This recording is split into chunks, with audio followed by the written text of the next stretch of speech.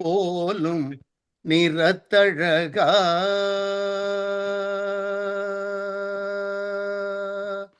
நீலக்கடல் போலும் நிறத்தழகா கண்ணா நீலக்கடல் போலும் நிறத்தழகா கண்ணா நெஞ்சம் குடிகொண்ட அன்று முதல் இன்று வரை அந்த வார்த்தைகள் மறந்து போயிடுத்து.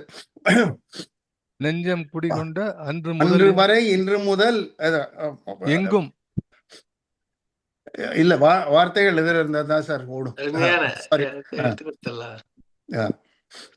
ஏன்னா நடுவுல வந்து ஃபாஸ்ட் வயசோட பேஸ்ல வரும். அதான்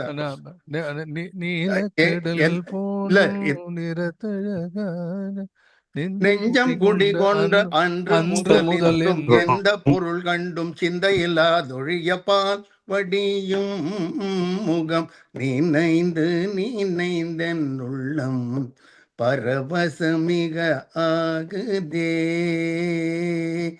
கண்ணா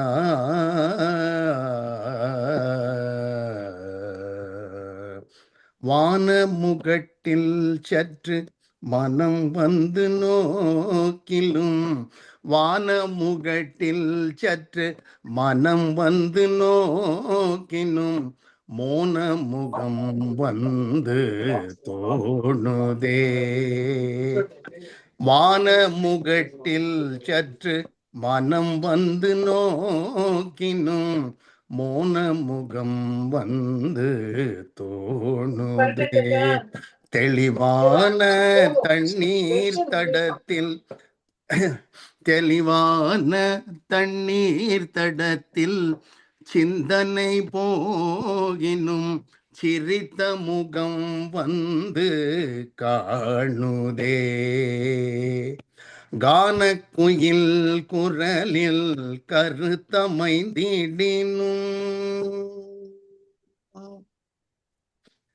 கானக்குயில் குரலில் கருத்தமைந்திடினும் உந்தன் கானக்குயில் குரலில் கருத்தமைந்திடினும் உந்தன் மோனக்குழல் ஓசை மயக்குதே கானக்குயில் குரலில் கருத்தமைந்திடினும் உந்தன் மோனக்குழல் ஓசை மயக்குதே கருத்த குழலொடு நிறத்த மயிலிறக்கி அமைத்த திறத்திலே காண மயிலாடும் மோன குயில் பாடும் நீல நதியோடும் வனத்திலே கருத்த குழலொடு நிறத்த மயில் சிறகிறுக்கி அமைத்த திறத்திலே காண மயிலாடும் மோன குயில் பாடும் நீல நதியோடும் வனத்திலே குழல் முதல் எழில் இசை குழைய வரும் இசையின் குழலோடு மிளிரிள கலத்திலே கதிரும் மதியும் என நயன விழிகளிரு நளினமான சலனத்திலே காளிங்க சிரத்திலே கதித்த பதத்திலே என் மனத்தை இருத்தி கனவு நனவினொடு பிறவி பிறவி தோறும் கனிந்துருக வரம் தருக பால்வடியும் முகம் நினைந்து நினைந்தென் உள்ளம் பரவசமிக ஆகுதே கண்ணா. சார் சுந்தரராஜன் டயத்தை பார்த்து ஐ ஷார்ட் அண்ட் சில இதெல்லாம் திரும்பி பாடுறதெல்லாம் அதுல ஒண்ணு சார் சங்கர் நிறைய வார்த்தைகள் முருகதாஸ் ஒரு இடத்துல என்ன பண்ணுவார், இந்த பரவசத்துல ஒரு அருமை பண்ணுவார். ஆமா ஆமா பரவசத்தை வந்து பேஸ்ல பண்ணுவார். பரவசம் கீழே வருவாரு. பரவசம் மிகவாகுதே. அருமையா இருக்கு சார், உங்க குரல் ரொம்ப அருமையா இருக்கு. நீங்க நிறைய பாட்டு நிறைய ரெக்கார்ட் பண்ணி அனுப்பலாம். நிறைய பாடல்கள் பிரமாதமா இருந்தது. இந்த பாடல் ரொம்ப பிடித்த பாடல்கள்ல ஒன்று. அவருடைய வித்துமணி முருகதாஸோட ஆடாது அசங்காது வாக்கண்ணா ஆடாது அசங்காது வரலாம் வந்துட்டு Alaipayuthey of course is very popular. of course Alaipayuthey அலைப்பாயுதேல அந்த ஒரு இடம் அந்த அதனுடைய அந்த கிளைமேக்ஸ் வரும். இந்த மாதிரி நான் தனிச்சிருக்கேன், நீ வேற மாதருடன் இதர மாதருடன் நீ கழிக்கவோ அரிதர மாதருடன் நீ சுகிக்கவோ இது தகுமோ இது இது முறையோ முறையோ இது தர்மம் தானோ அப்படின்னு மேல கொண்டு போய் நிறுத்துவார். இது சார் இந்த தகுமோ இது முறையோ இது தர்மம் தானோ குழலூதிடொழுது ஆடிடும் புழைகள் போலவே மனது வேதனை மிகவோடு. இன்னைக்கு நல்லா ஆச்சு. Permission sir. நல்ல நல்ல இசையோட கேட்டுக்கொண்டிருக்கலாம் போலதான் இருக்கேன். நான் 6:30 ஆச்சு, நிறுத்துறேன். உங்களுக்கு டைம் ஆகுது. ஆமா, ஒரு நாளைக்கு உங்களுடைய கச்சேரியே கேட்கலாம் நிறைய. குவிகம் அன்பர்கள், பாரதி அன்பர்கள் அனைவரையும் வருக வருக என்று வரவேற்கின்றோம். நாம் தொடர்ந்து மகாகவி மந்திர சொற்கள் என்ற வரிசையில் நாம் பயணித்துக் கொண்டு வருகின்றோம். தொடர்ந்து நம்மளை அன்புடன் அழைத்து சென்று வருகின்றார் நமது மதிப்புக்குரிய வாவேஸ் அவர்கள். இன்று ஒளியும் இருளும் என்ற பாடலில் கடைசி பாகத்தை நம்ம பார்ப்பதற்காக காத்துக் கொண்டிருக்கின்றோம். வாவேஸ் அவர்கள் நம்மை தொடர்ந்து எவ்வளவு இன்பமாக தெளிவுறவே அறிந்திடுதல், தெளிவு தர மொழிந்திடுதல், சிந்திப்பார்க்கே களி வளர உள்ளத்தில் ஆனந்த கனவு பல காட்டல், கண்ணீர் துளிவர உள்ளுருக்குதல், இங்கிவையெல்லாம் நீ அருளும் தொழிலன்றோ, ஒளி வளரும் தமிழ்வாணி, அடியநேர்க்கு இவை அனைத்தும் உதவுவாயே. பேரன்பு மிக்க பாரதி அன்பர்களே,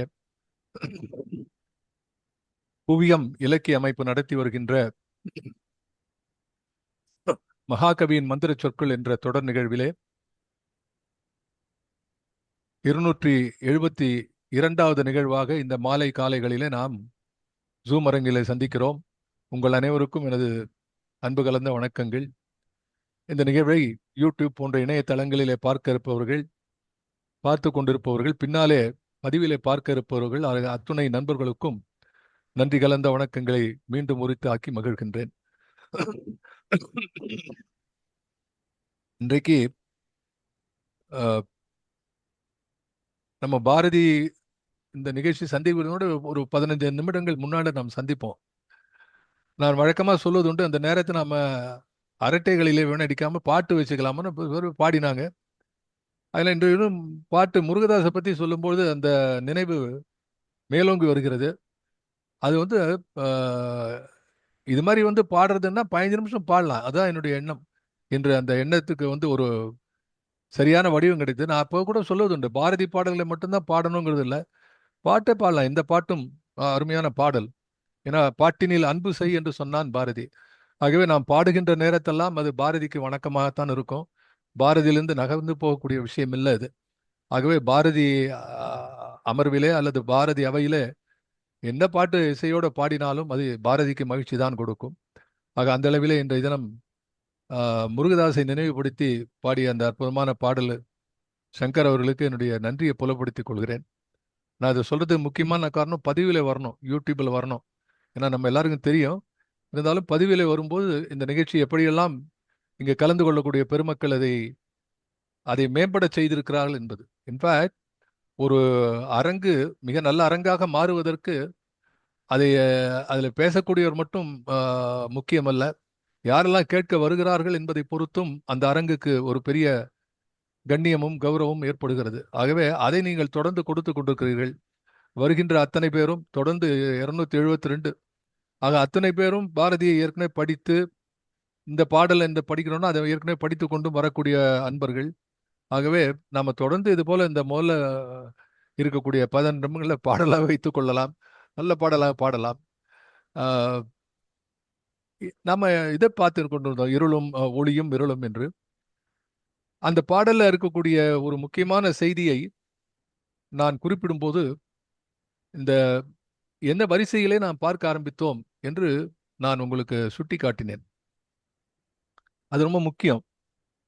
இந்த பாடலை ஒளியும் இருளும் என்ற இந்த அதிகம் பிரபலமாகாத பாடல் பாரதியுடைய பாடல்ல என்று சொன்னாலும் கூட, அது எந்த வரிசையிலே வைத்து பார்த்தோம் என்பதை மறுபடியும் உங்களுக்கு நான் நினைவுபடுத்த கடமைப்பட்டிருக்கிறேன். நம்ம எங்க ஆரம்பிச்சோம் இந்த ஒளி அப்படின்னா, முதல்ல சூரியன்ல தான் ஆரம்பிச்சோம், சூரிய வணக்கத்துல ஆரம்பிச்சோம். அதான் இந்த உலகத்துக்கு யார் ஒளி கொடுக்கிறார்களோ அதை பத்தி பாரதி என்ன சொல்கிறார் என்று இந்த சூரியனை பத்தி பாடணும். அதன் பிறகு நிலவு, அதன் பிறகு சூரியனும் நிலவும் கலந்த ஒரு விஷயம், அதுவும் ஒளிதான். அப்போ அதை தாண்டி ஒளியிலிருந்து பிரிந்து வந்து இந்த ஒளியும் இருளும் என்ற ஒரு பாடலை பாரதி பாடுகிறார்.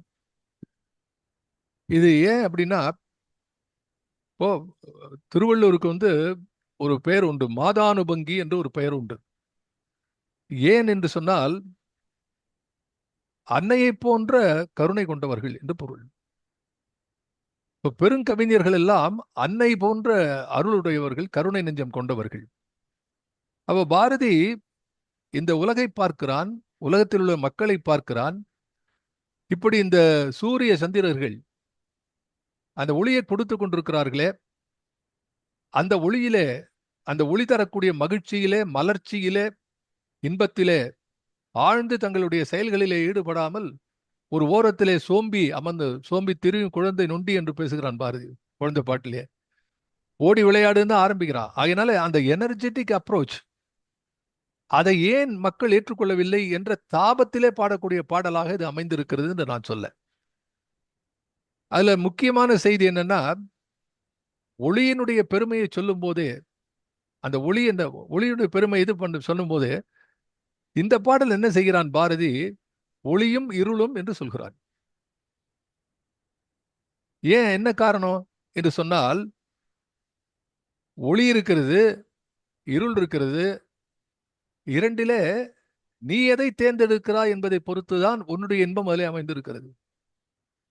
நீங்க இந்த ஒவ்வொரு ஸ்டான்ஸாவும் பார்த்தானா, வானமெங்கும் பருதியின் ஜோதி, இந்த மாதிரி ஆரம்பிச்சு ஜோதின்னு போனா, அந்த பாடல்ல பார்க்கும்போது ஒவ்வொரு முதல் ஸ்டான்ஸால என்ன பண்றான், மானவந்தன் உளத்தில் மட்டும் வந்து நிற்கும் இருள் இது என்னே, உள்ளத்துல இருளை வைத்துக் கொண்டிருக்கிறாயே எல்லா இடத்திலும் இருக்கும்போது என்று கேட்கிறான். அதே போல அடுத்ததுல, கோதி என்றதோர் சிற்றிருள் சேர குமைந்து சோறும் கொடுமைதான் என்னே, அதை சொன்னான். அதையும் நான் விளக்கியிருக்கிறேன். மூன்றாவதுல வரும்பொழுது, இது ரொம்ப இதுதான் லாஸ்டா பார்த்தோம் நாம, ஜோதி இன்புறும் ஜோதி. அந்த ஜோதி எப்படி இருக்கிறது, இன்பத்தை தரக்கூடிய ஜோதி. தரணி முற்றும் ததும்பி இருப்ப தீமை கொண்ட புலையுருள் சேர்ந்தோர் சிறிய நெஞ்சம் தியங்குவது என்ன. அதுதான் போன முறை நான் அது நிறைவாக சொன்னது. இந்த இன்புறும் ஜோதி என்ன செய்கிறதாம், தரணி முற்றும் ததும்பி இருப்ப. அதுக்கு ஏதோ வந்து ரேஷன் பண்ணி நீ தேடி போனா அதெல்லாம் ஒன்றும் கிடையாது.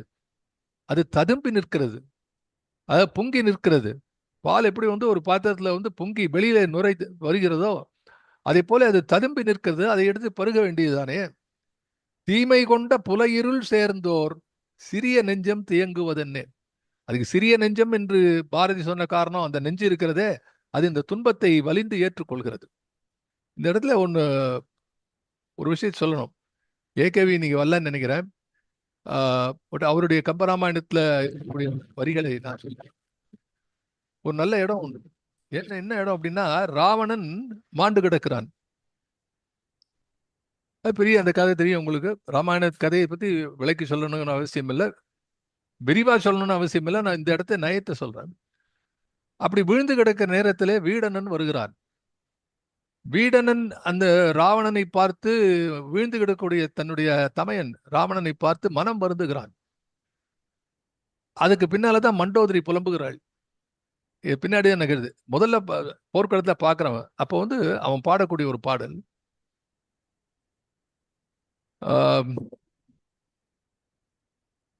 உண்ணாதே உயிர் நஞ்சு உண்ணாது, உண்ணாதே உயிர் உண்ணாது நஞ்சு என்று பாடுகிறார். என்ன பொருள் அதுக்கு? உண்ணாதே உயிர், நஞ்சு சாதாரணமா உயிரை கொல்லும் இல்லையா? ஆனா அந்த நஞ்சை நீ உண்ணவில்லை என்றால் அது உன்னை உண்ணாது. உண்ணாதே உயிர் நஞ்சு, உண்ணாதே உயிர் உண்ணாது நஞ்சு. நீ உண்ணவில்லை என்றால் உன் உயிரை இந்த நஞ்சு உண்ணாது. அப்கோர்ஸ் அந்த பாட்டுல என்ன பொருள்னா, இதை வச்சுங்க. அப்படி அது பாட்டினுடைய பொருள் அங்க ராமாயணத்துல இருக்கக்கூடிய பொருள்னா, ஆனால் என்ன செய்வது, கற்பிணி கலைஞர் இருக்கக்கூடிய சீதையில நீ பார்த்த அந்த கண்ணே நஞ்சாக, உண்ண வேண்டாம், கண்ணாலே பார்த்ததே நஞ்சாக மாறி உன்னை கொன்று விட்டதே என்று வீடணன் அரற்றுகின்றான். ஆனா அதுல நாம் எடுத்துக்கொள்ளக்கூடிய செய்தி என்ன என்றால், 1 minute ப்ளீஸ், சாரி.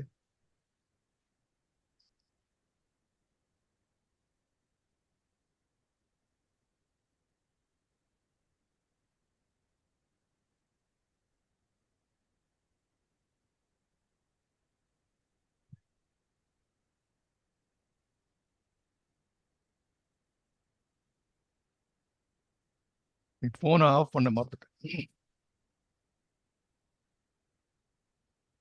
உண்ணாதே, அதுல சொல்றான், அதுல கண்ணாலே இந்த உயிர் போய்விட்டதே என்கிறான்.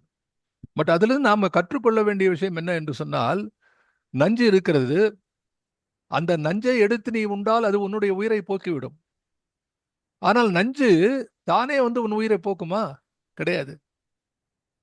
அதுதான் வாழ்க்கையில, உலகத்திலே நம்ம கற்றுக்கொள்ள வேண்டிய விஷயம் என்ன அப்படின்னா, இந்த தீமைகள் எல்லாம் ப்ரோஆக்டிவ் கிடையாது. அதுவாக வந்து உன்னை தேடி பிடிச்சு சாப்பிட்றது இல்லை, அது உன்னை கொல்றது கிடையாது. தீமையை நீ தேடி செல்கிறாய். எப்படி விளக்கை நாடி சென்று விட்டில் பூச்சிகள் தங்களுடைய இறக்கையையும் உயிரையும் இழக்கிறதோ, அதே போல இந்த நஞ்சை தேடி உண்டு. இங்க நஞ்சு என்பது ஒன்லி குறியீடு, அடையாளம். It could be anything. எந்த தீமையா வேண்டுமானாலும் இருக்கலாம். பேட் ஹேபிட்ஸ், ட்ரக்ஸ், எவ்வளவு தூரம் இன்னைக்கு பார்க்குறோம். இந்த சமுதாயத்தில் இருக்கக்கூடிய இடிநிலையை பார்த்தா, இந்த யங்ஸ்டர்ஸ்லாம் பார்க்கும்போது என்ன வருது அப்படின்னா, அவங்களுடைய சாய்ஸ், வாட் யூ டிசைட். தீதும் நன்றும் பிற தர வாரா, சாட்ல போடுறார் வரும் துரை தனபாலன். ஆகவே இதை சொல்லக்கூடிய விஷயத்தை சொல்றான். கம்பராமாயணம் உதாரணத்தை எதுக்கு சொன்னா, இது ரூலா இருந்தாலும் உண்ணாதே உயிர் நஞ்சு உண்ணாது என்றாலும் கூட சில இது வந்து கண்ணாலே வந்துடுறது. ஆகவே ரொம்ப ஜாகிரதையா இருக்கணும். அப்ப என்ன அப்படின்னா, Bharathi, according to Bharathi's, when he is talking about the ஒளி, இந்த ஒளி இத்தனை அழகாக இருக்கிறது, இந்த உலகத்தை படைத்து காத்து அதை அழித்து காக்கிறதே, இதுல இருள் இருக்கிறது, இந்த இருளை ஏன் ஏற்றுக்கொள்கிறாய்? இப்போ சாய்ஸ் இஸ் யுவர்ஸ். உன்னை வளப்படுத்திக் கொள்வதும் உன்னை மகிழ்ச்சி அடைய செய்வதும் உன் கையில இருக்கும்போது நீ ஏன் அந்த இருளிலே போய் விழுகிறாய்? இது பாரதி கேட்கிற கேள்வி. நான் கேட்கிற கேள்வி என்னன்னா, பாரதி ஒரு இயற்கை கவிஞனாக பார்க்கும்போது வானத்தை பார்க்கிறான், சூரியனை பார்க்கிறான், நிலவை பார்க்கிறான், நிலாவையும் வானத்து மீனையும் கோளையும் நேர்பட வைத்தாங்க இருக்கக்கூடிய அமுத குழம்பை குடிக்கிறான். இதெல்லாம் செய்யும் போது இவன் ஏன் மனுஷனை பத்தி நினைக்க வந்தான்? அதனால்தான் அவன் மகாகவி. ஐ ஆல்வேஸ் சே, அவன் எந்த டிஸ்டன்ஸ்ல போனாலும் உடனே பார்க்கிறான், இத்தனை அழகிலே நாம் உட்கார்ந்து கொண்டிருக்கிறோமே, எத்தனை கோடி இன்பம் வைத்தாய் எங்கள் இறைவா என்று பாடுகிறோமே. இதை ரசிக்காத சில பேர் இருக்கிறாங்களே, இதை புரிந்து கொள்ளாமல் துன்பத்திலே ஆழ்ந்து கிடக்கிறார்களே, அவர்களை நாம் பாற்ற வேண்டாமா? எனவே அவனுடைய புலம்பல் இந்த பாட்டாக இருக்கிறதுன்னு சொல்லி தான் நான் ஆரம்பத்தில் சொன்னேன். ஆகவே அந்த வரிசையை நாம் புரிந்து கொள்ள வேண்டும். இந்த வரிசை அவனுடைய குரோனலாஜிக்கல் வரிசையா என்பது தெரியாது. இதை நான் ஏற்படுத்தி கொண்டேன். நமக்கு எளிமையாக இருப்பதற்காக நாம் ஒன்று பின்னால் ஒன்று இருப்பதாக ஏற்றுக்கொண்டு அந்த வரிசையில வைத்து பார்க்கிறோம் என்று நான் ஏற்கனவே உங்களுக்கு சொன்னேன். ஆகவே இன்றைய பாடலை பார்க்கலாம். இதை தொடர்ந்து இந்த பாட்டு வருகிறது. நீர் சுனை கணம் மின்னுற்றிலக, திரையில பார்க்கலாம். நீர் சுனை கணம் மின்னுற்றிலக, நெடிய குன்றம் நகைத்து எழில் கொள்ள. நீர் சுனைக்கணம் மின்னுற்றிலக, நெடிய குன்றம் நகைத்தெழில் கொள்ள, கார் சடை கரு மேகங்கள் எல்லாம் கனகமுத்து சுடர்கொண்டு லாவ, தேர்ச்சி கொண்டு பல் சாத்திரம் கற்றும் தெவிட்டொணாத நல்லின்பக் கருவாம், வேர்ச்சுடர் பர மாண்பொருள் கேட்டும் மெலிவோர் நெஞ்சிடை மேவுதல் என்னே. இதை பிரித்து படிக்கலாம். முதல்ல நீர் சுனை, நீர் சுனை, நீர் சுனைன்னு எழுதக்கூடாது, நீர் சுனை தான் வரணும். அது சில பேர் நீர் சுனை என்பார்கள். நீர் சுனை நடுவில் அந்த ஒற்றெழுத்து தேவை அதுக்கு, அந்த புணர்ச்சி விதிப்படி. நீர்ச்சுனை, நீர்ச்சுனை கணம், அது நீர்ச்சுனை கணம் என்பது ஒரே சொல்லாக நாம் இங்கே ஏற்றுக்கொள்ள வேண்டும். அது மின் உற்று இலக, மின்னுற்று இலக, மின்னலை ஏற்று அது ஒளிந்து கொண்டிருக்கிறது, ஒளிர்கிறது. மின்னலை ஏற்றுக்கொண்டு மின்னுற்று இலக, திகழ்கிறது.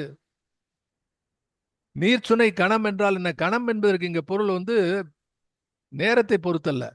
பூதகணங்கள் என்று சொல்லுகிறோமே, தேவகணம் என்று சொல்லுகிறோமே, அதை போல நீர்ச்சுனை கணம் என்பது நீர்ச்சுனைகளின் கூட்டம். அப்ப பெரிய நீர்ப்பரப்பு. ஒரு இடத்துல கடல் என்று சொல்கிறான், இன்னொரு இடத்துல ஆறு என்று சொல்கிறான், நதி என்று சொல்கிறோம். இங்க வந்து ஒரு புதிய சொல். இந்த சொல்லை நம்ம பல இடங்கள்ல பார்க்க முடியாது. இது ரொம்ப அது பழந்தமிழ் சொல். ஆனால் எந்த எந்த இலக்கியத்துல இருக்குன்னு தெரியல, எனக்கு கிடைக்கல இது. ஆனாலும் இதுல பாரதியிலே பார்க்கும்போது நீர்ச்சுனை கணம் என்பதை அந்த இடத்துல பயன்படுத்திருக்காங்க. எங்கேயும் பார்க்கல. ஏன்னா கணம் என்பது கணம் தோறும் புதிய தோற்றம். கணம் என்பதற்கு அது வினாடி, ஒரு ஒரு ஒரு நொடி என்பது போலத்தான் பாரதி எழுதுகிறார். ஆகவே இங்கே நீர்ச்சுனை கணம் என்று சொல்லும்போது நாம் அதை ஒரே சொல்லாக ஆக்கி பார்த்தால் இந்த பொருள் கிடைக்கிறது. நீர்ச்சுனை கணம், நீர்ச்சுனைகளுடைய கூட்டம், மின்னுற்று இலக. அந்த நீர்ச்சுனை எங்கெல்லாம் இருக்கிறதோ அதிலெல்லாம் ஒளி, அந்த பரிதினுடைய ஒளி படுகிறது, அது எல்லா இடத்துலையும் செல்கிறது. அது மேலே படர மின் உற்று இலக திகழ. அது அது எந்த மாறுதலும் இல்லாமல் இருக்குது. இரவு நேரம் மாலையிலிருந்து இரவு வரை அது ஒரே மாதிரியாக கிடக்கிறது. ஆனால் புதிய அந்த ஒளி, அந்த ஆதவனுடைய எழுச்சி இருக்கிறதே, காலை இளம் பருதி இங்க மேலே வரும்பொழுது அது ஒரு மின்னல் வந்தது போல அதுக்கு வந்து ஒரு பட்டு போர்வையாக இது அமைகிறது. எனவே அது வந்த நேரத்திலே அது மின்னலை போர்த்தது போல் அமைகிறது. நெடிய குன்றம் நகைத்து எழில் கொள்ள. நெடிய குன்றம் தெரியும். நெடியன்னா மிக உயர்ந்த, குன்றம் என்பது மலை. நெடிய குன்றம், அதாவது குன்றம் என்றால் கொஞ்சம் மலையோட கம்மி. குன்று என்று குன்று, அதுல இருந்து குன்றம் அப்படி வரும். இதாகவே பாரதி என்ன எழுதுகிறார்? நெடிய குன்றம். அப்ப நெடிய குன்றம் நகைத்து எழில் கொள்ள, அது வந்து அழகு ஏற்படுகிறது, அது சிரிப்பது போல் தெரிகிறது. அது எப்படி நெடிய குன்றம் சிரிக்கும் என்று கேட்டால் அதுக்கு எப்படி சொல்லலாம்? நெடிய குன்றம் நகைத்து எழில் கொள்ள என்றால் என்ன பொருள் என்றால், அது மகிழ்ச்சியிலே இருக்கிறது. அது என்ன மகிழ்ச்சி காட்டுகிறது? குன்றத்திலே இருக்கக்கூடிய அந்த அந்த அந்த பசுமையான செடி கொடிகள், அங்கே இருக்கக்கூடிய நீர்ச்சுனைகள், ராக் பூல் என்பார்கள். இது எல்லாமே வந்து சூரிய ஒளியிலே ஒரு விகசிப்பை கொள்கிறது, ஒரு மலர்ச்சியை கொள்கிறது. அதை பாரதி பேசுகிறார். நெடிய குன்றம் நகைத்தெழில் கொள்ள கார் சடை கரு மேகங்கள் எல்லாம். கார் சடை, சடை என்று சொன்னால் தெரியும், சடை பின்னல் என்று சொல்லுகிறோமே. கார் சடை கரு மேகங்களா, அந்த மேகம் எப்படி இருக்கிறது? கருமையான சடை போல இருக்குது, பின்னல் போல கிடக்கிறது நீளமா. அது அந்த அந்த மேகத்தினுடைய அமைப்பை பார்த்தால் மேகத்தை பல பேர் பலவிதமாக வர்ணித்திருக்கிறார்கள். அது மேகத்தை வந்து அது மேகம் யானை போல் இருக்கிறது, மேகத்தில் எத்தனையோ ஓவியங்கள் எல்லாம் வரைவது போல் இருக்கிறது, அப்படிலாம் பல பேர் பார்க்குறோம். அது மாதிரி வெள்ளையாக இருக்கும் சில மேகங்கள் கூட நம்ம கூட பார்க்குறோம். சம்டைம்ஸ் ஃப்ளைட்டில் போகும்போது மேலே பக்கத்தில் பார்த்தா, கண்ணாடி வழியாக பார்த்தா பெரிய பெரிய மேக திண்டுகளாக இருக்கும், வெள்ளை வெள்ளையா ஐஸ் கியூப் மாதிரி கிடக்கும். சில நேரத்தில் பஞ்சு பொதி தலையணை மாதிரி கிடக்கும் அப்படியே பார்க்கும்போது. ஆக மேகத்துடைய அழகு இருக்கிறது. அது இங்க என்ன சொல்றார்? கார்ச்சடை கருமேகங்கள் எல்லாம். கார்ச்சடைன கார் என்று சொன்னால் மழையும் குறிக்கும், கார்முகில் என்று சொல்வது போல மழை பொதிந்த அந்த கருமேக கூட்டங்கள் எல்லாம் கார்ச்சடை கருமேகங்கள். இந்த கரு என்பதற்கு ரெண்டு பொருள் சொல்லலாம். அது கருத்து இருக்கிற ஒரு மேகம், இன்னொன்று அந்த மழையை தன்னுடைய கருவாக வைத்திருக்கொண்டிருக்கிற மேகங்கள். அப்படி ரெண்டு பொருள் வருகிறது இதுல. என்றாலும் மொத்தமாக என்ன பொருள் என்று சொன்னால், கருமை நிறத்திலே இருக்கக்கூடிய மேகங்கள் எல்லாம் என்ன செய்கிறதாம்? கனகமொத்து சுடர் கொண்டு லாவ. கனகம்னா என்ன? தங்கம், கனகம். அந்த தங்கம் எப்படி ஒளி வீசும்? அந்த பொன்னிறம் இருக்கிறதே, இந்த கரு மேகங்கள் எல்லாம் பொன்னிறத்தை கொண்டிருக்கின்றன. இது என்ன ஆச்சரியமா இருக்கிறது? நான் ஏற்கனவே நம்ம இதை பத்தி பேசியிருக்கோம்.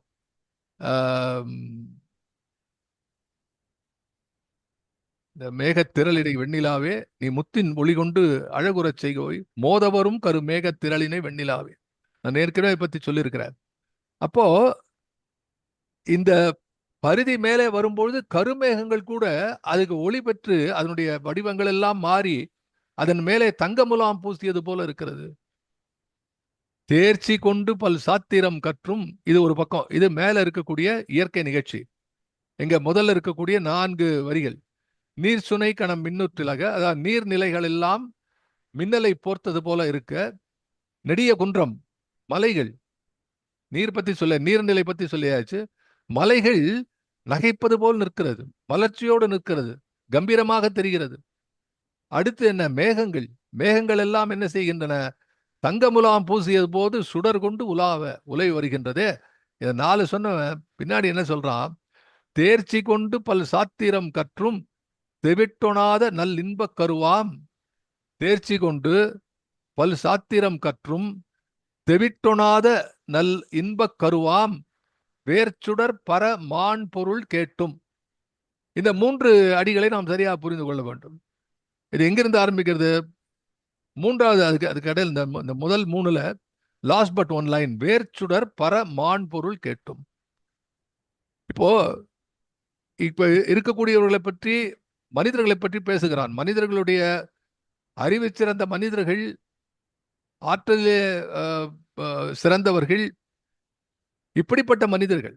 அவன் என்ன மேலே சொன்னது? மொத்த மனித குலமெல்லாம் அழுத்தத்திலே, மன அழுத்தத்திலே, அல்லது மயங்கி தியங்கி இன்பம் குன்றி துன்பத்திலே துயரத்திலே தம்மைத்தாமே ஆழ்த்தி கொண்டிருக்கிற சொன்ன பாரதி இந்த கண்ணியில என்ன சொல்கிறான்? வேர்ச்சுரர் பர மான் பொருள் கேட்டும். மான் பொருள் என்றால், மான் என்றால் பெரிய மாண்புடை சொல்ல மான். அந்த மான் பொருள் கேட்டும். அது என்ன மான் பொருள்? வேர்ச்சுடர் பர மான் பொருள். அது வேர்ச்சுடர் என்பதும் ஒரு புதிய சொல்லாக இருக்கிறது. இந்த ஸ்டான்ஸால மட்டும் 2 சொல், எங்கும் நீங்க கேட்க முடியாத சொல். வேர்ச்சுடர், நீர்ச்சுனை, நீர்ச்சுனை கணம். நீர்ச்சுனை கணம் என்பதும் வேர்ச்சுடர் என்ற, வேர்ச்சுடர்னா என்ன? ஆதி ஜோதி, அந்த சுடருக்கான வேர் பொருள்.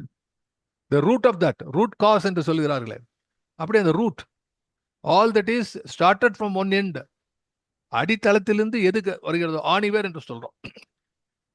ஒரு இதுக்கு ஆணிவேர் என்று சொல்றோம். சொன்னா என்ன? that is the ultimate root from where it comes out. அப்போ வேர் சுடர், ஆதி ஜோதி என்ற பர மான் பொருள். இக பர என்று சொல்லுகிறோம். இகன்னா இங்க இருக்கக்கூடிய இக உலகம், அது பர உலகம். அப்போ மேலுலகத்திலே வேர்ச்சுடர், இந்த ஆதி ஜோதி அங்கிருந்து வந்தது.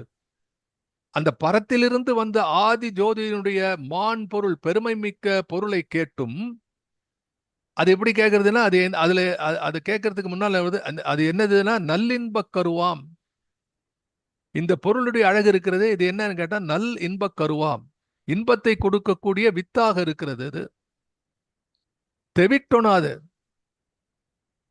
இது எந்த அளவிலும் இது தெவிட்டாது. தெவிட்டாதுன்னா என்ன பொருள்னா, it will never become excess. It requires, it is always in is all is extent. அப்போ தெவிட்டொணாத நல் இன்பக் கருவாம், அது எங்க இருந்து வருது? தேர்ச்சி கொண்டு பல் சாத்திரம் கற்றும். பாரதி சேஸ், நீ இவ்வளவு கஷ்டப்பட்டு கத்துக்கிற. இந்த 3 லைனுக்கு இப்போ ஒவ்வொரு வேர்டுக்கும் புரிஞ்சிருது. என்ன சொல்றான்? தேர்ச்சி கொண்டு பல் சாத்திரம். உங்க வாழ்நாளில் எல்லாத்தையும் கற்றுக்கொண்டு, சாத்திரத்தை கற்றுக்கொண்டு, உன்னை நீயே தயாராக்கி கொண்டு, கல்வி கற்றுக்கொண்டு, ஞானம் பெற வேண்டும் என்ற முயற்சியிலே ஈடுபட்டு, அதன் வழியிலே இன்பக்கருவாக விளங்குகின்ற ஆதிப்பொருள் என்ன என்று அந்த மான் பொருள் இதெல்லாம் அணிந்து கொண்டும், இப்படி most you have made yourself most eligible. இப்படி எல்லாத்தையும் சாத்திரம், அங்க சாத்திரம் என்பது கொஞ்சம் ஒரு கிண்டல் இருக்கு பாரதிக்கு. தேர்ச்சி கொண்டு பல் சாத்திரம் கற்றும் அப்படிங்கிறா. ஏன்னா இந்த சாத்திரம் கற்பதனாலே ஒரு பிரயோஜனம் இல்லைன்னா அப்புறம் என்ன சாத்திரம் கற்றும்?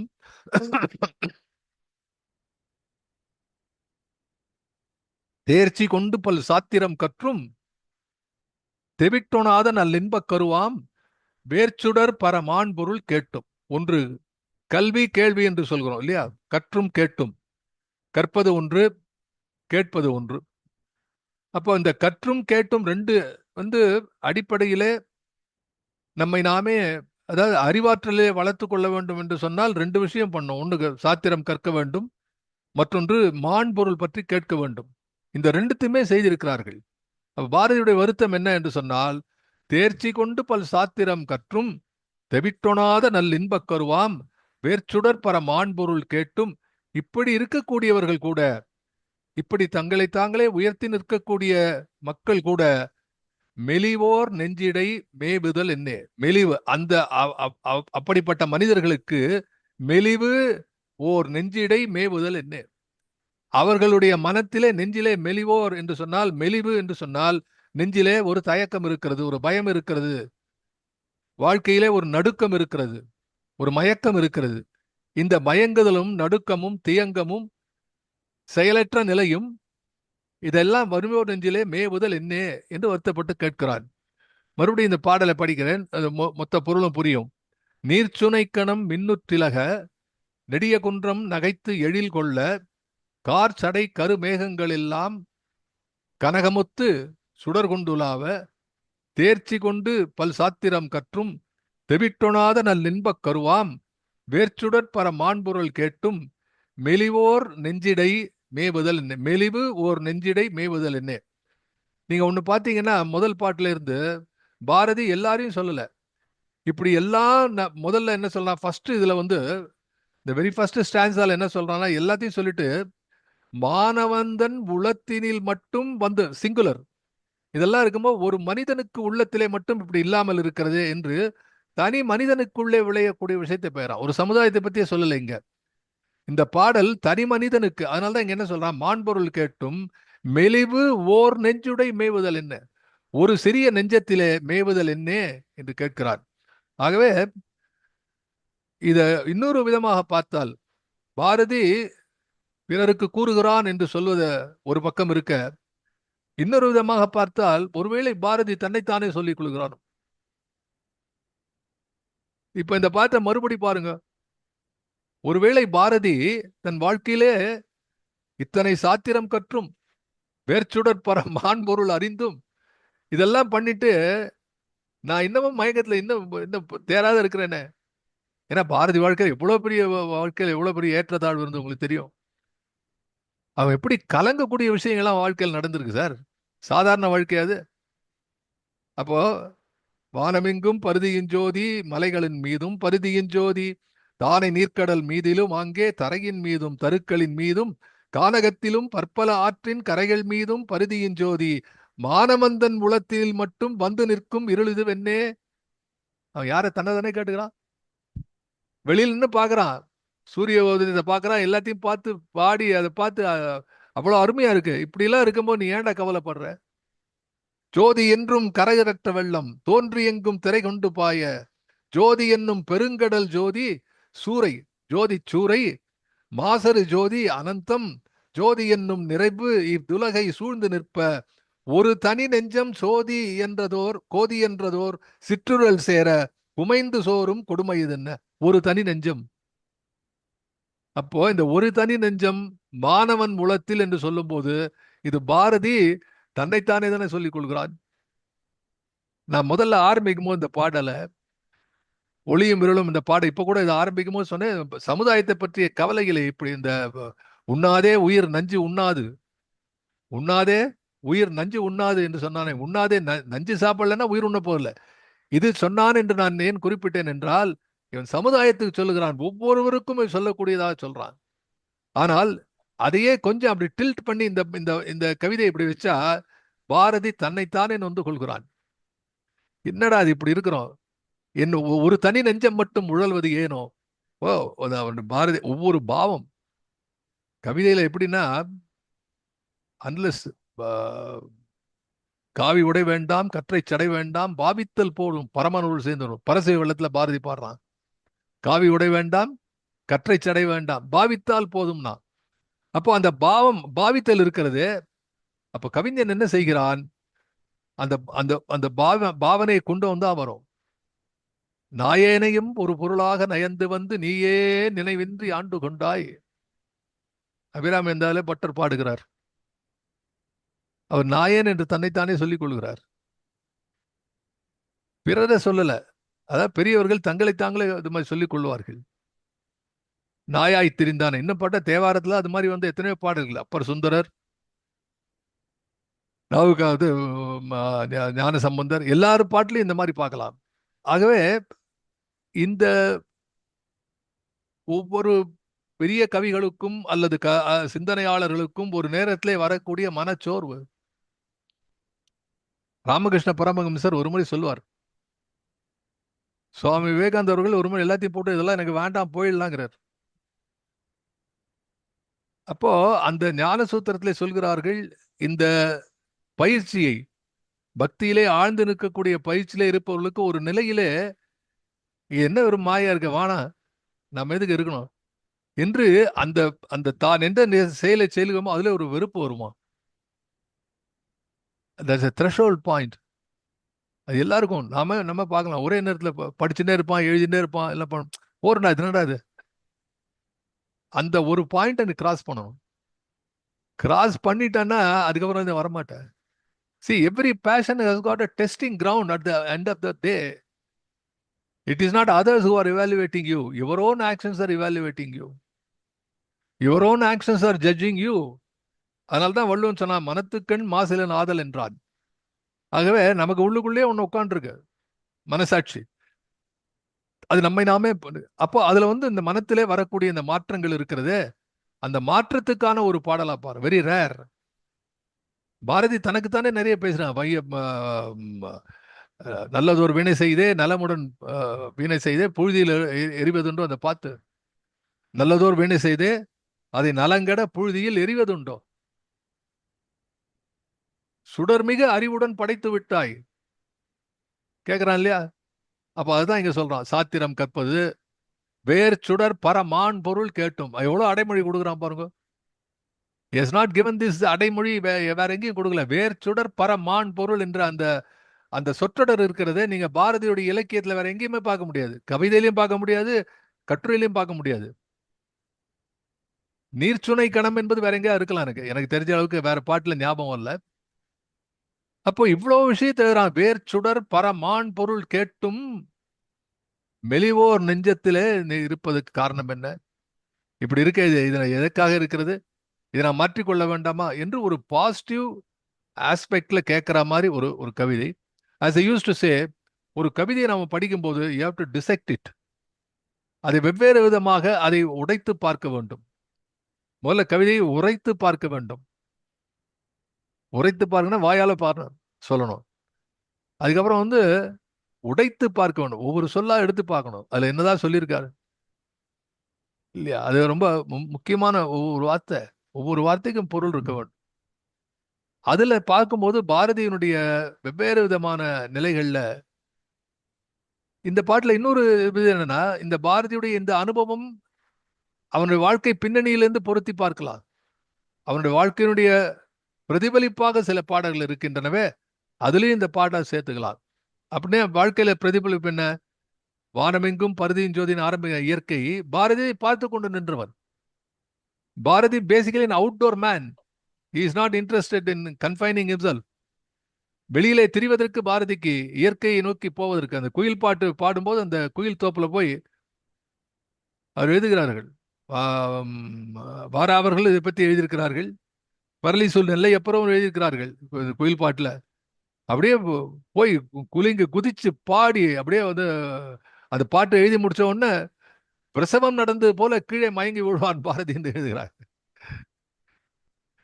அந்த மாதிரி இருக்கும்போது இப்படிப்பட்ட இயற்கை வெளியிலே ஆடிக்கொண்டிருக்கக்கூடிய பாரதி, அவன் உள்ளம் இருளிலே ஆழ்கிறதே, அதை பற்றி நினைத்து பார்க்கிறான். தன்னைத்தானே auto suggestion and auto correction என்று ஆங்கிலத்தில் சொல்வார்கள். சோ ஒரு கவிஞனுக்கு முக்கியமான விஷயம் இது, ஆட்டோ கரெக்ஷன். தான் தெல்லக்கூடிய திசை சரியா இல்லையா என்று பார்க்க வேண்டியது. சரி, இப்போ நாம இந்த பாட்டுல இந்த ஒளியும் இருளும்ங்கிறதுல அல்டிமேட் என்ன? What is the sum and substance of this பாட்டு என்று கேட்டால், இதுவரை ஒளியை பாடிக்கொண்டிருந்த பாரதி, சூரியனையும் நிலவையும் பாடிக்கொண்டிருந்த பாரதி, அந்த இரண்டினுடைய மேன்மையை சொல்லி கடைசி பாடலிலே ஒளியும் இருளும் என்று அதை குறிக்கிறான்.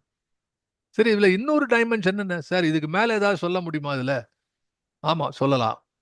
என்ன சொல்லலாம் என்று கேட்டால், பாரதி ஒளியை பற்றி மிக அதிகமாக பாடியிருக்கிறான், இருளை கொஞ்சம் தான் காட்டியிருக்கிறான். அது பாருங்க இந்த பாட்டுல நான் இந்த பாட்டை கம்பேர் பண்றேன். இப்ப எல்லா பாட்டையும் சேர்த்து கம்பேர் பண்ண, சூரியனை பாடிய 3 பாடல், நிலவை பாடிய 3 பாடல், அப்புறம் இந்த பாடல் எல்லாத்துலயும் பார்க்கும்போது அவன் இருளை பாடவில்லை, ஒளியைத்தான் பாடுகிறான். அந்த இருளையும் என்ன சொல்கிறான், இது உன் மனத்திலே ஏற்பட்ட காரணத்தினாலே இருள் இருக்கிறது, இல்லைன்னா இல்ல. அப்போ வந்து 10% பாசிட்டிவ் ஆஸ்பெக்ட்ல போவதற்கான வழியை பாரதி குறிக்கிறான். இதுல நீங்க என்ன யோசிக்கணும் அப்படின்னா, இந்த அளவு டெப்த் வந்து பாரதிக்கு எங்க அது கிடைச்சது? இல்லைன்னா எதுக்கு எழுதுறான் அது? தன்னுடைய ஒரு அனுபவத்தை, அந்த அனுபவத்தினுடைய ஆழத்தை, அந்த அனுபவம் கொடுக்கக்கூடிய உணர்ச்சிகளின் வேகத்தை அல்லது உணர்ச்சிகளுடைய இன்ப துன்பத்தை அவன் பிறரோடு பகிர்ந்து கொள்கிறான். ஒண்ணு சார், யாரை நம்ம அன்னதாதான்னு சொல்லணும். யாராவது நம்ம சாப்பிடுமோ வந்தா அவங்க நம்ம சாப்பாடை கொடுக்கணும். You share the food. ஏன்? அது உடலை வளர்ப்பது. தானத்திலே அன்னதானம் தான் ரொம்ப சிறப்பு. ஆனா அந்த அன்னதானத்தை விட மிகச் சிறப்பாக இருக்கக்கூடியது ஒன்று என்று சொன்னால் அது வித்யாதானம், கருத்துக்களை பிறருக்கு கொடுப்பது.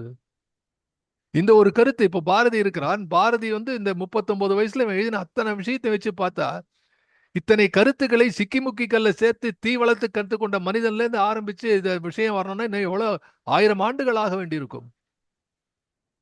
அதான் ஒரு ஆங்கில அறிஞன் சொன்னான், மனித சமுதாயம் இருக்கிறதே ஒரு தலைமுறை அது அடுத்த தலைமுறையினுடைய தோளிலே நின்று பார்க்கிறது.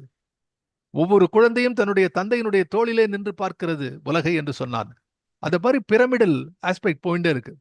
அப்போ the contribution of Bharathi is very important. இந்த பாடல்ல வந்து நாம தெரிஞ்சு கொள்ள வேண்டிய விஷயம் ஒரு சாதாரண பாடல்ல.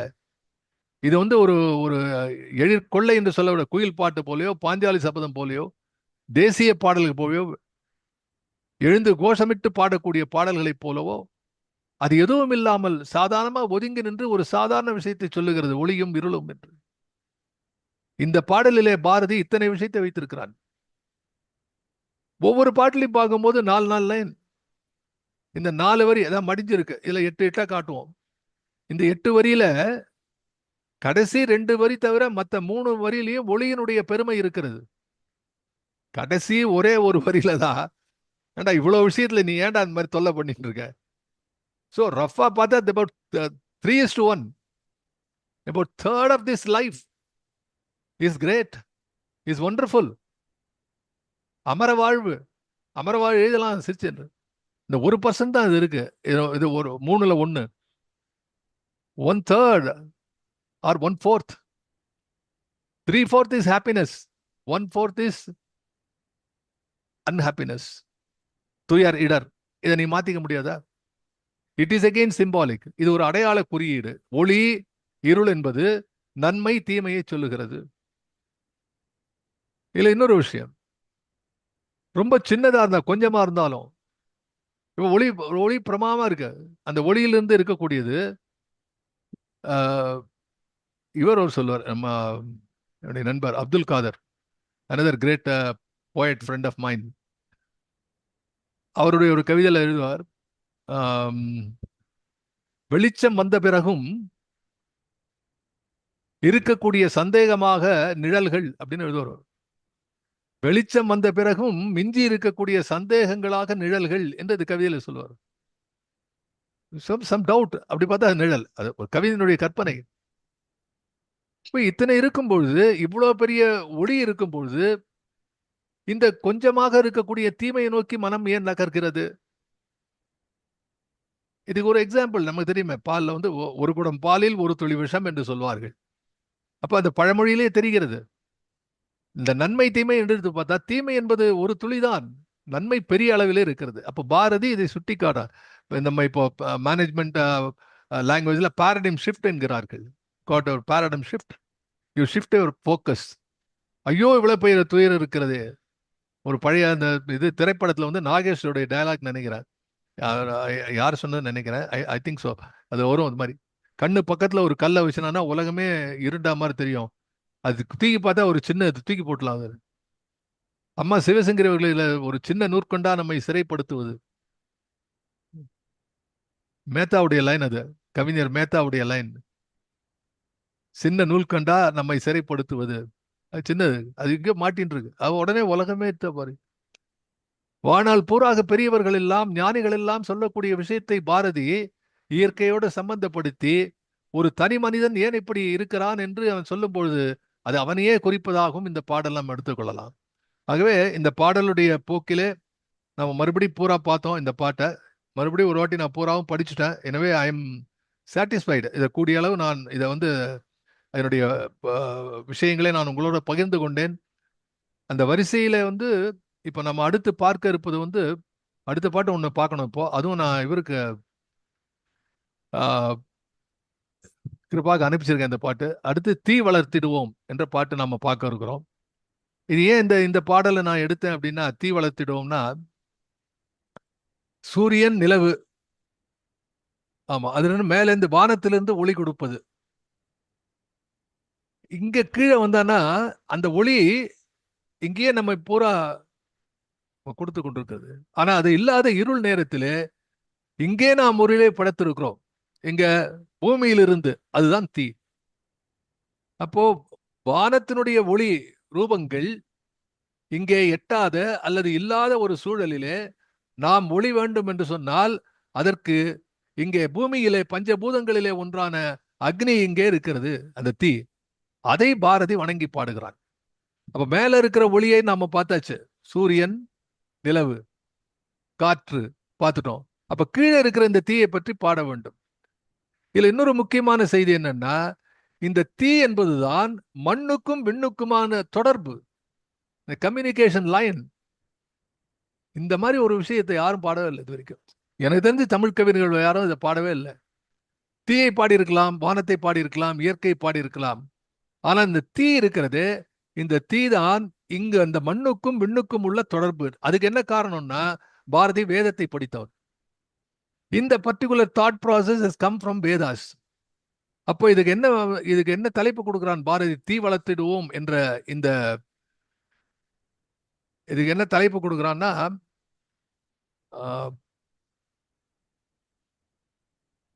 ஒன் மினிட்,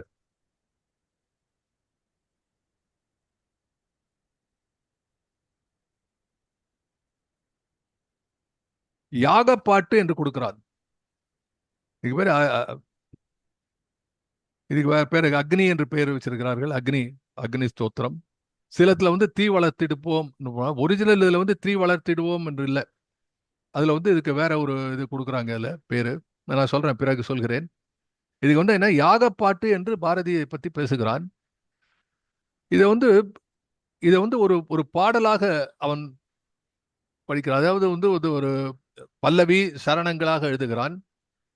இதுக்கு ராகத்தை குறிக்கிறான். புன்னாகவராளி என்ற ராகத்துல இது பாட வேண்டும் என்பதாக பாரதி எழுதினார். அதுல கெனையாத ஸ்லைட் சார், அந்த பாட்டு இருக்குன்னு நான் அனுப்பிச்சிருந்தேன் வாட்ஸ்அப்ல. கிருபா,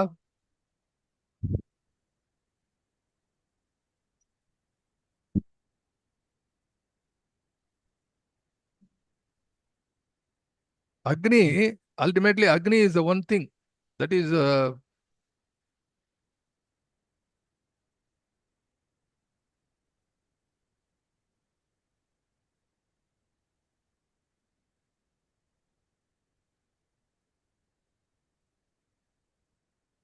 வேள்வி பாட்டு, யாக பாட்டுங்கிறான் இதுல. இல்லைன்னா இதை வேள்வி பாட்டு என்றும் இது சொல்லலாம். யாக குண்டத்தின் முன்னாலே காளி தேவியை வேண்டுவது போல இருக்கக்கூடிய ஒரு பாட்டு இது. யாக பாட்டு, வேள்வி பாட்டு என்று இதற்கு பெயர் கொடுத்திருக்கிறார்கள். சரி, அந்த பாட்டப்போ நம்ம ஒரு வாட்டி படிக்கலாம். அதுல இது ராகத்துல பாரதி பாடுவது போலவும், இப்போ நான் சொன்னேன் பாரதியினுடைய பாடலுடைய பின்னணியை நாம் கற்பனை செய்து கொள்ள வேண்டும் என்று சொன்னேன். எப்படி குயில் பாட்டு பாடும்போது இந்த புதுச்சேரியினுடைய கடற்கரையில் நின்று கொண்டு அப்படியே வானத்தை பார்க்கிறோமோ, அதை போல நாம் இதை மனத்திலே அந்த காட்சியை ஏற்படுத்திக் கொள்ள வேண்டும். அப்படி ஏற்படுத்தி கொண்டால் நாம் இதை ரசிப்பதற்கும் இதை சுவைப்பதற்கு மட்டுமல்ல, இன்னும் கேட்டா இந்த சரியாக பொருள் விளங்கி கொள்ளவும் அந்த ஒரு காட்சியை பற்றிய கற்பனை நமக்கு தேவை. அதுக்கு பேக்ரவுண்ட் கொடுக்குறோம். இது வந்து வேள்வி பாட்டு பாடலா இருக்கிறது. அதனால்தான் பல்லவி சரணங்கள் இது. தீ வளர்த்திடுவோம் பெருந்தீ வளர்த்திடுவோம், இது ஆரம்பம். இது எல்லாரும் சேர்ந்து பாடுவது போல பாரதி நினைக்கிறான்.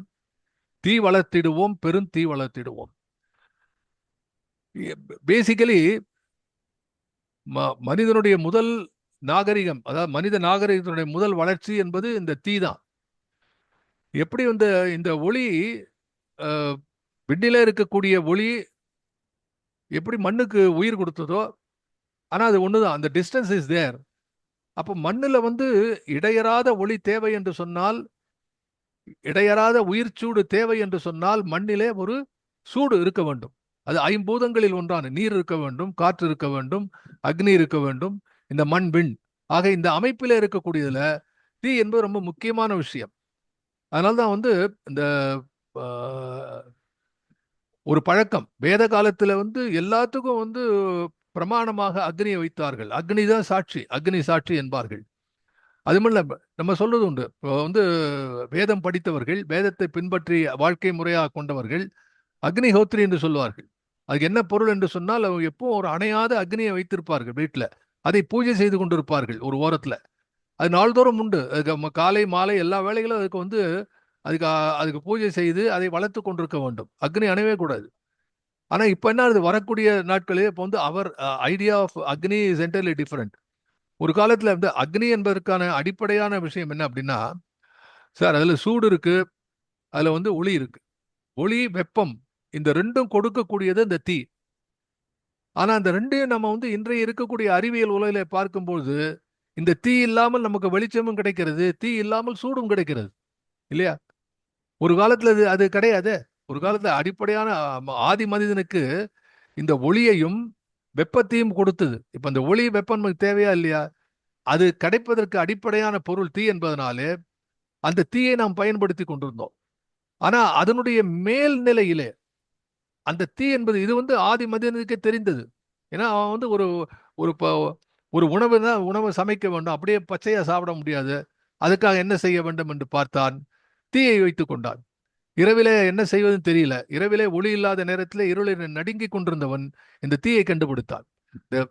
ஃபர்ஸ்ட் இன்வென்ஷன் ஆஃப் தட், அந்த கண்டுபிடிப்பு வந்து த மோஸ்ட் இம்பார்ட்டன்ட் ஆஸ்பெக்ட் என்று ஆந்த்ரோபாலஜியில சொல்வார்கள்.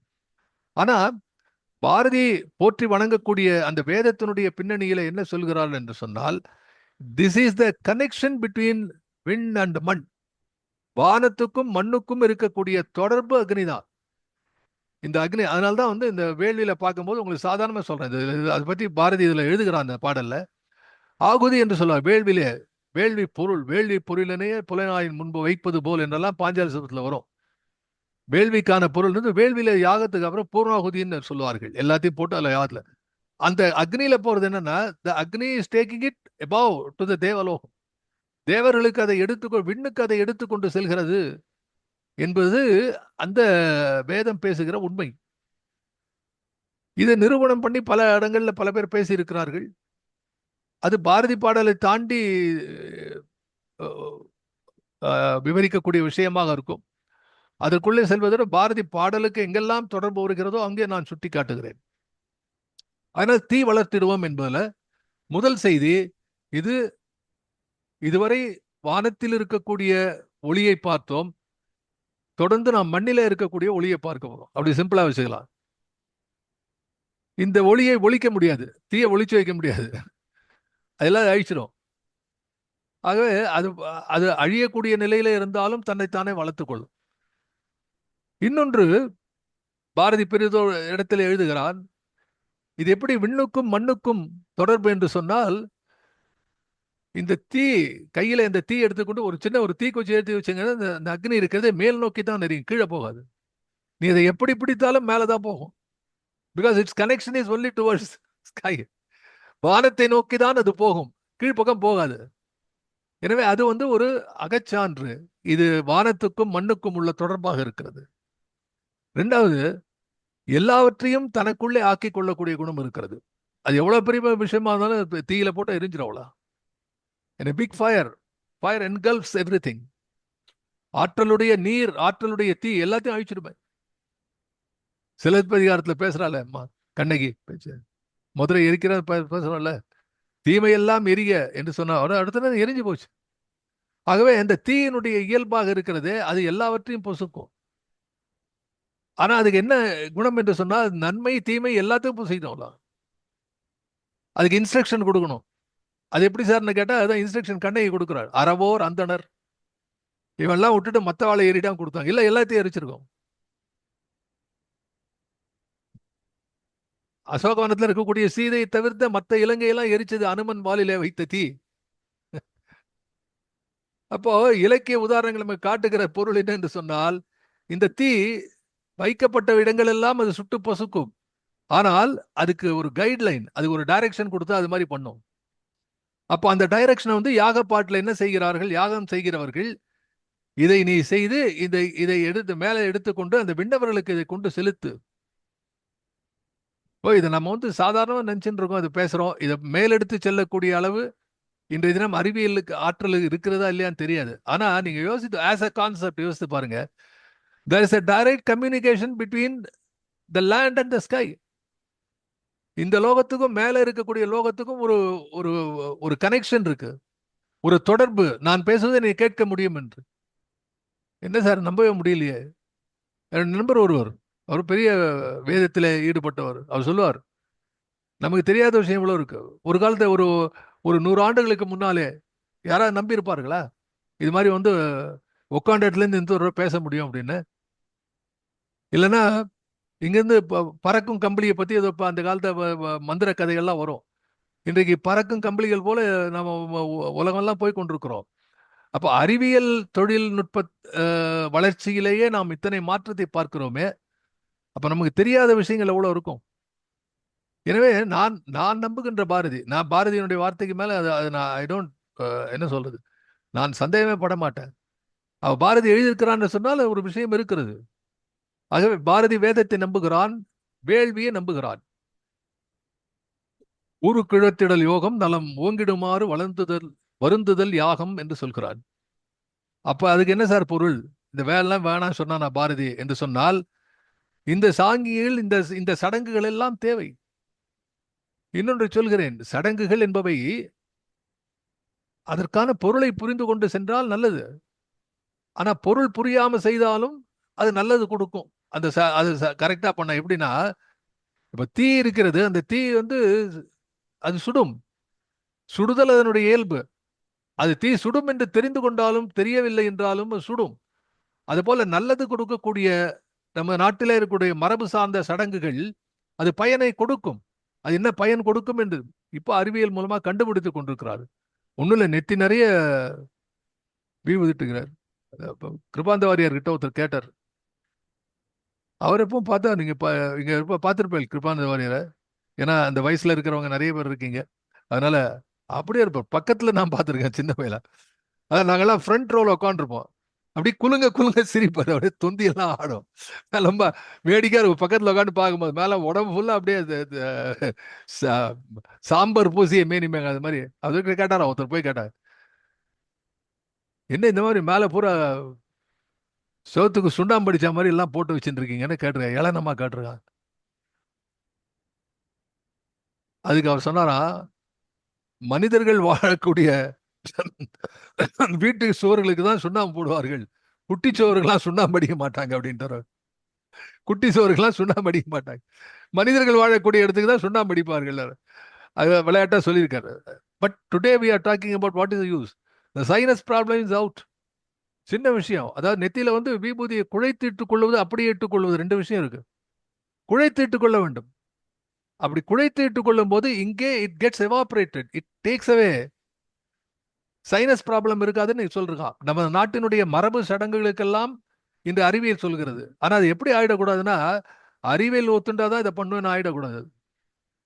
நம்ம சாஸ்திர சம்பிரதாயங்கள்ல வேதங்களிலே சொல்ல வேத மந்திரங்களை தமிழா வேதத்தை நம்பு என்று எழுதுகிறான் பாரதி. தமிழா வேதத்தை நம்பு என்று எழுதுகிறான். இன்னொரு இடத்துல வேதம் புதுமை செய் என்று எழுதுகிறான். அப்போ நம்ம கொஞ்சம் அறகுற விஷயம் தெரிஞ்சவங்க நம்மளாவது அதுல முயற்சி செய்ய வேண்டாமா?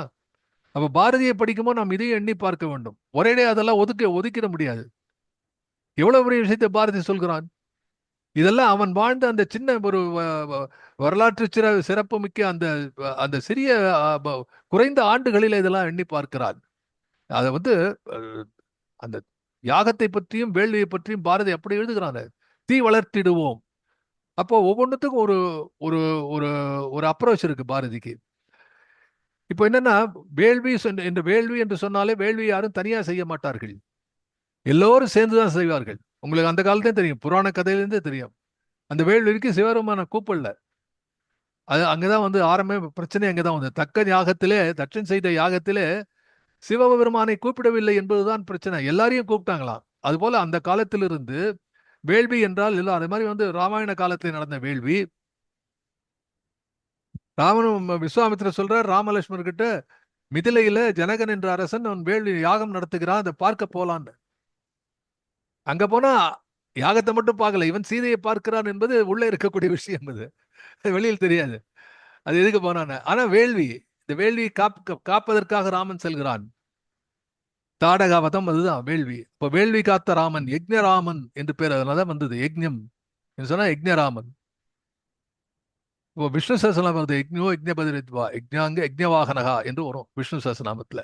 அப்படி இந்த வேள்வியை காப்பாற்றுவதற்கு கடவுள்களும் முயல்கிறார் என்று சொன்னால், வேள்வி என்பது there is a communication channel. இந்த பூமிக்கும் வானுக்கும் உள்ள ஒரு தொடர்பு தரக்கூடிய ஒரு ஒரு ஒரு இயக்கமாக விளங்கியது இந்த வேள்வி. எனவேதான் பாரதி தீ வளர்த்திடுவோம் யாக பாட்டுன்னு ஒரு பாட்டு பாடுறான். அவனுடைய மனசை புரிஞ்சுக்கணும். வேதம் புதுமை செய் என்று சொன்னான். நான் ஏற்கனவே உங்களுக்கு சொன்னேன், வேதத்துல இல்லாத சில விஷயத்தெல்லாம் உள்ளுக்குள்ள நம்ம ஆட்கள் பூத்திட்டாங்க இடைச்சர்களாக. அதை பாரதி கண்டிக்கிறான். அப்போ இது எவ்வளவு முக்கியம்னு தெரிஞ்சு இன்னைக்கு பேசுறாங்க எல்லாரும். அன்னைக்கே பாரதி நினைக்கிறான், வடமொழி தெரியாத மக்கள், இங்க இருக்கக்கூடிய தமிழ் மக்கள் இந்த யாகத்தினுடைய பெருமையை தெரிந்து கொள்ள வேண்டும் என்றால் அதை பற்றியும் நான் பாட வேண்டும். சார் அவங்ககிட்ட எவ்வளவு பெரிய லிஸ்ட் இருந்துக்கு sir, his bucket of list. எவ்வளவு பெரிய லிஸ்ட் வச்சிருக்கான் அவன். இல்லை யாரா கேட்டாங்களா அவனை யாக பாட்டு பாடணும் அப்படின்னு? அப்படின்னா என்ன அர்த்தம்? தமிழா, யாகம் என்றால் என்ன என்று புரிந்து கொள், ஏளனம் செய்யாதே. வேதத்திலே இருக்கக்கூடிய நுட்பமான பொருளை தெரிந்து கொள். அதுக்கு பொருளை சொல்கிறேன் கேள். இதையேதான் வந்து தேச பாடல்ல சொன்னான். வந்தே மாதரம் என்போம், புரியல, வானில தாயே வணங்குதல் என்போம், டிரான்ஸ்லேட் பண்ணி சொல்றான் அதுல இருக்கக்கூடிய விஷயத்த. அப்ப all is idea has been what is good. இந்த பாரத மண்ணிலே எதெல்லாம் நன்மையை செலுத்தக்கூடிய புராதன விஷயங்களோ, இந்த நாட்டிலே இருக்கக்கூடிய மரபு சார்ந்த அற்புதமான பண்பாடோ கலை வளமோ பின்னணியோ இதெல்லாம் பாடுறான். அதனால்தான் பாரதி என்ன நினைக்கிறான், இந்த நாட்டினுடைய பெருமையை சொல்லிக் கொடுக்காத இந்த ஆங்கில கல்வி ஒழிக்கப்பட வேண்டும். இந்த ஆங்கில கல்வி எனக்கு வந்து வினையதான் வயசுனா, தந்தைக்கோர் செலவு 1000 சேர்ந்தது, ஆனா அதை விட அதிகமா எனக்கு துன்பம் வந்து சேர்ந்ததுங்கிறான். ஆகவே இந்த பாட்டுல இருந்து பார்க்கும்போது இந்த டிரான்ஸ்லேஷன், இந்த ஒளியெல்லாம் பத்தி பார்க்கும்போது இது சாதாரணமா இயற்கையை பாடியதாக தெரியவில்லை. இந்த இயற்கைக்கு பின்னாலே இந்த நாடு சொல்லக்கூடிய அந்த வேதத்தினுடைய பொருள் இருக்கிறதே, அந்த வேதத்தை எடுத்துக்கொண்டு வைத்திருக்கிறான் பாரதி ஒரு பக்கம். இந்த வேதம் தான் இந்த நாட்டை திருத்தும், இந்த வேதத்தினுடைய மூலம்தான் இந்த நாட்டினுடைய பண்பாடு, அதுதான் இங்கே அடித்தளமாக அமைந்திருக்கிறது. அதை வெவ்வேறு விதமான வடிவங்களிலே பாடிக்கொண்டிருக்கிறான்.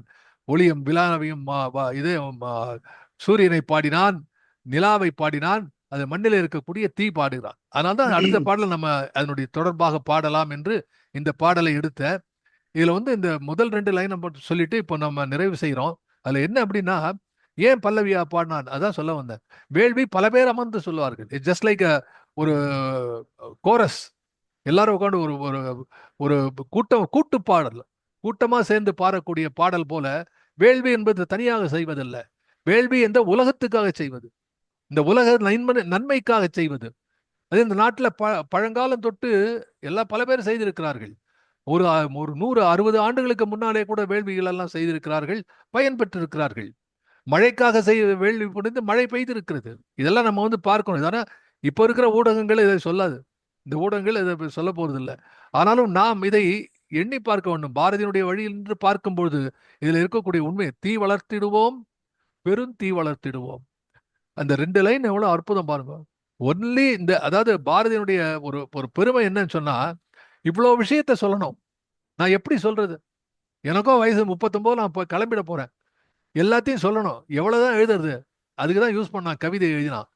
அவன் எழுதிய கட்டுரையை பார்த்தா அதுக்கு இணையே கிடையாது. அப்படிப்பட்ட உரைநடை. இன்னும் பிரமாதமா எழுதியிருப்பான். அவன் லட்சக்கணக்கான பேஜில் எழுதியிருப்பான். ஆனால் ஏன் தேர்ந்தெடுத்தான் கவிதை என்று சொன்னால், சுருக்கமாக சொல்ல வேண்டும், சொல்ல வந்ததை சொல்ல வேண்டும். யாராவது ஒரு நாள் நம்ம போல உட்காண்டவங்க எல்லாம் விலக்கிக் கொள்வார்கள், நம்ம சின்னதா எழுதிட்டு போலான்னு பாரதி தீர்மானம் பண்ணிட்டான். தீ வளர்த்திடுவோம் புரியுது, பெருந்தீ வளர்த்திடுவோம், அங்கதான் வேள்வி இருக்கிறது. வேள்வி பெருந்தீ வளர்த்திடுவோம் என்ன அர்த்தம்னா, இது வேள்வியினுடைய பொருள் தெரிந்தவர்கள் அப்படி வந்து அந்த அந்த அந்த ஹபீஸு கொடுப்பார்கள். அதுபோல நெய் வச்சு, நெய் இஸ் another thing, அதை பத்தி எழுத போறோம், பின்னாடி எழுதலாம். அப்படி எடுத்து அந்த மாவலையில எடுத்து அந்த அந்த சமித்தையும் வச்சுட்டு அப்படி தூக்கி அப்படி போட்டோன்னா அந்த தீ மேல ஏறும். எங்கள் வேள்வி கூடத்திலே ஏறுதே தீ ஏறுதே என்று பாடுறான். அப்படி அப்படி அப்படி எடுத்தாலே அந்த மாவலை இது நெய்யோட சேர்ந்து மேல ஏறும் தீ. What a wonderful way of explaining. அதனால இதெல்லாம் தான் நம்ம பார்க்கணும். அப்ப Bharathi is somebody who is not an ordinary poet at all at every level. கடைசியில் நம்ம என்ன தீர்மானம் பண்ணோம்? சாதாரண ஏதோ ஒரு கவியரங்கத்துல கவிதை பாடி நம்ம எல்லாம் பண்ணின மாதிரி எதையோ பத்தி கவிதை பாடி ஓடணும் இல்லை பாரதி. பூரா விஷயத்த சொல்லின்றான் அவன். சோ நான் முதல்ல ஆரம்பிச்சதே சொல்ல வரேன். இப்ப உண்ணாதே உயிர் நஞ்சு உண்ணாது, உண்ணாதே உயிர் உண்ணாது நஞ்சு. அது மாதிரி வந்து இந்த நாட்டுல மோசமான விஷயம் இருக்கு, நல்லது இருக்கு. நீ அந்த அந்த தீமை எடுத்து சாப்பிட்ற வரைக்கும், தீமையோட நீ தொடர்பு கொள்ளாத வரைக்கும் தீமை உன்னை அண்டாது. அப்ப ஒளியும் இருளும் என்று சொன்னால் உன்னுடைய பார்வை ஒளியிலே இருக்க வேண்டும். அந்த ஒளி எப்படி இங்கே யாகத்திலே பயன்படுகிறது, அது எப்படி தீ வடிவத்திலே விண்ணோரோடு அது தொடர்பு கொள்கிறது என்று வேதம் சார்ந்த விஷயத்தை பாரதி இந்த பாடலை காட்டுகிறான், யாக பாட்டு என்பதை சொல்லி இதை தொடர்ந்து பார்ப்போம். இன்னைக்கு தொடங்கி இருக்கிறோம், தொடர்ந்து ஒரு 7 ஸ்டான்ஸா இருக்கு, அதில் அதை நம்ம பார்க்கலாம் தொடர்ந்து என்று சொல்லி இந்த அளவிலே நான் நிறைவு செய்கிறேன். நன்றி, வணக்கம்.